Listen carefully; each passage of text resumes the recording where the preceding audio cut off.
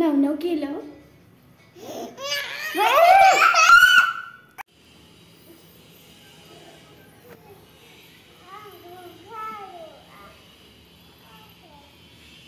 काय चाललंय?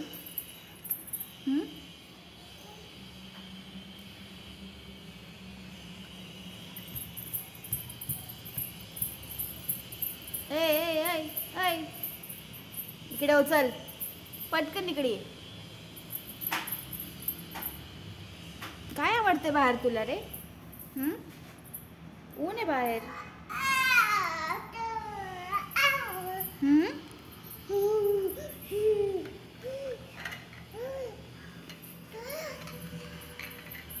आता गाडी खाली फेकून दे ना. अभी गाडी खाली पडली तर मी जाणार नाही. हा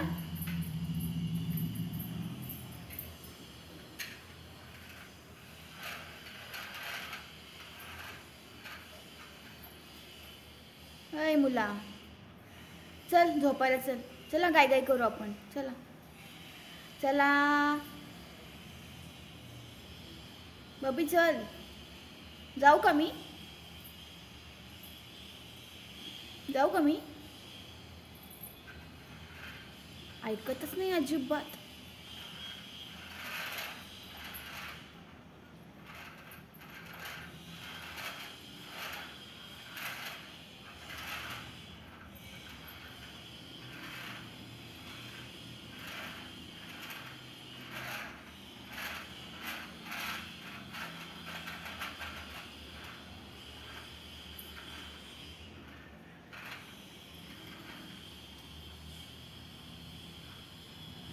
चला ऊन लागते रे पिलू, चल ना.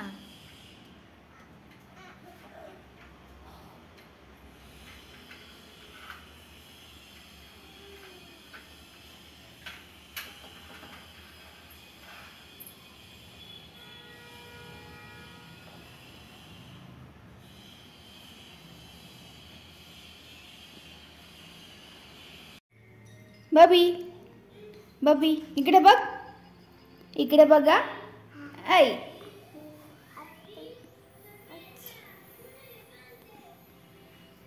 टीव्ही मध्ये बिझी आहे मुलगा. तुम्हाला हे वावडिंग माहिती आहे का? तर वावडिंग जे आहे ते लहान बाळासाठी खूप चांगले आहे.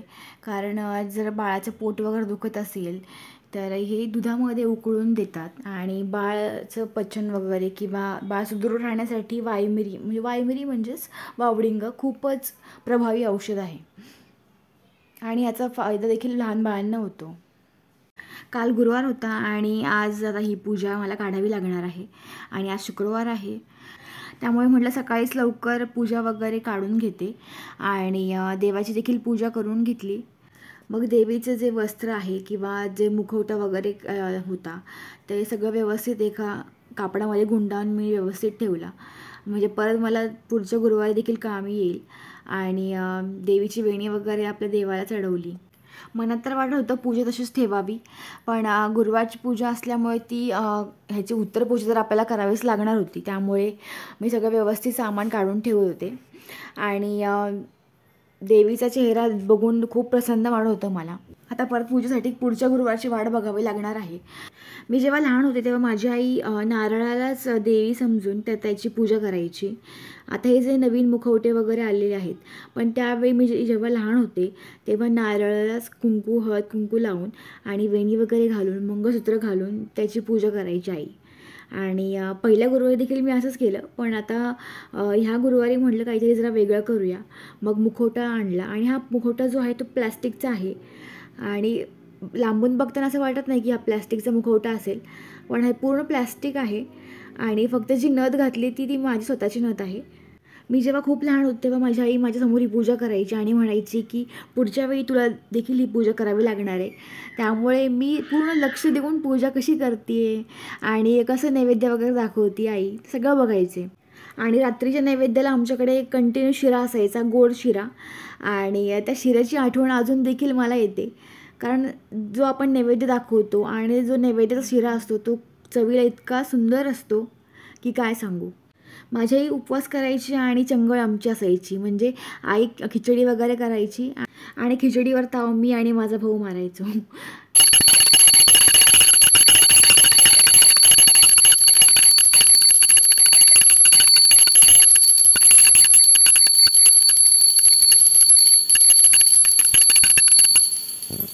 अरे अरे अरे अरे, घंटी घेऊन पळाला.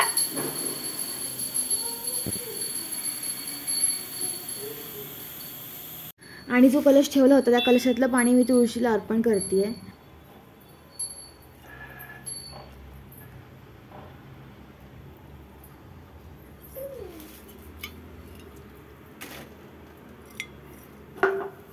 चला चल, चला आतमध्ये, चल बाहेर काय काम नाही तुझं, चल चला चला, चल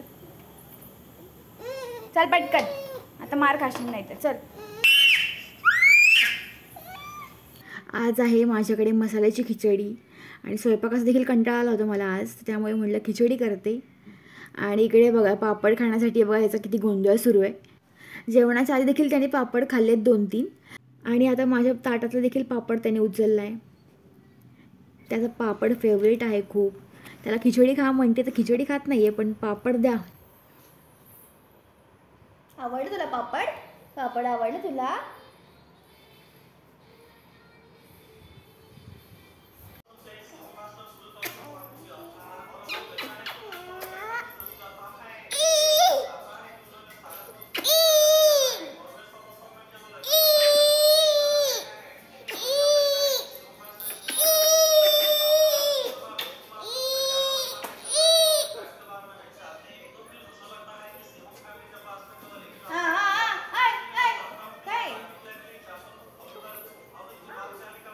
नको नको नको नको नको नको नको. कोण आहे ती गोडुली? गोडुली कोण?